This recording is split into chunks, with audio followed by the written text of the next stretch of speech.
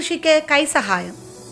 തീരപ്രദേശത്തെ തനത് കൃഷിയായ പൊക്കാളി കൃഷി ചെയ്യുന്ന കർഷകർക്ക് ഒരു കൈ സഹായമായി വരാപ്പുഴ അതിരൂപത പരിസ്ഥിതി commission director reverend father Sebastian കറുകപ്പള്ളിയുടെ നേതൃത്വത്തിൽ ഇടവകകളിലെ പരിസ്ഥിതി ക്ലബ്ബ് പ്രവർത്തകർ ജൂലൈ 24 ഞായറാഴ്ച രാവിലെ 10:30 മുതൽ വാടയിൽ കുടുങ്ങാശ്ശേരി ഭാഗത്ത് ശ്രീ മരിയദാസിനൊപ്പം പൊക്കാളി കൃഷി ഞാറുനടിയിൽ പരിപാടിയിൽ പങ്കെടുത്തു.